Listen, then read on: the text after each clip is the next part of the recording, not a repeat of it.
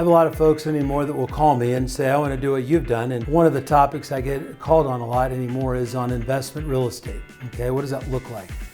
And I tell people the following. First of all, and I'm serious about this, it'll be funny, but if you ever have anybody go on any investment strategy, you need to dump all of your cash that you have into this particular investment. You need to run, okay? Because they're a crook. It makes absolutely no sense. You got to realize on investment real estate, and I've got, I don't know, $5 million in residential real estate that I own or manage, right?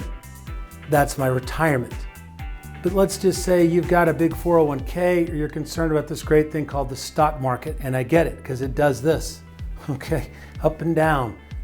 So you say, I'd like to get into residential real estate, talk me through that process, and a lot of realtors don't have residential investment property. And bottom line, and I'm not being rude, a lot of realtors don't own their own houses, okay? I know this. They don't own their cars, they lease their cars. And I'm not slamming them, I'm just saying you need to find somebody who has some, first of all, specificity with what you want to do.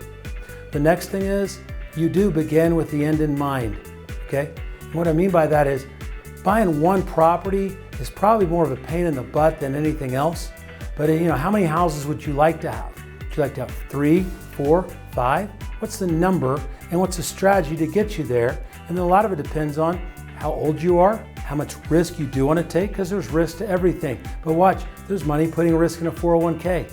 So I think investing in something that you can drive by, take a look at and see and understand is a good program, first of all.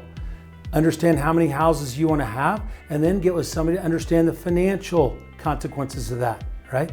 Bottom line, you're going to have to put 20, 25% down. You're going to have a lender. You're going to have to 6-month cash reserves for whatever it is you buy, especially as a new investor, because they don't know how well you're going to do it renting the property, okay? The biggest travesty I see is people get on late night television and watch some goofy show on A&E or whatever, this old house and how I sold it and made a bunch of money and rented it out. It's not always true. I mean, you've got issues and you got to have money to take care of those issues. I mean, money is power. Banks don't loan you money if you don't make any money. That's another thing, okay? You got to show money on your tax returns, even if you work for yourself. You go buy a $250,000 house, right? And you're renting it out and you don't like it.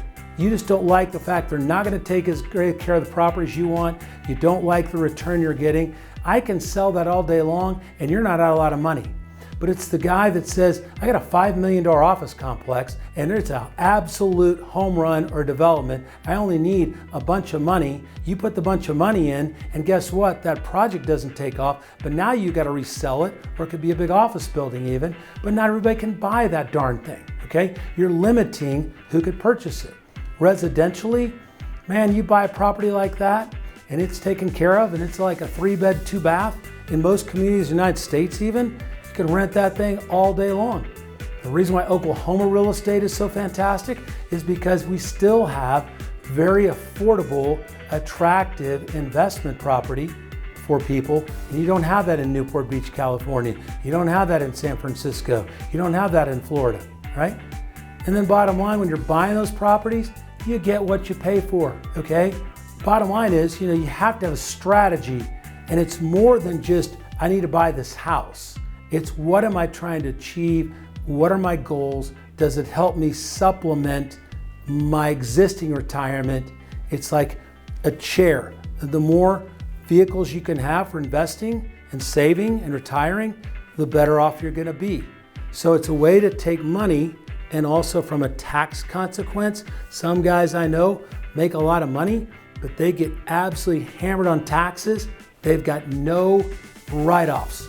No K1s, no depreciation on properties.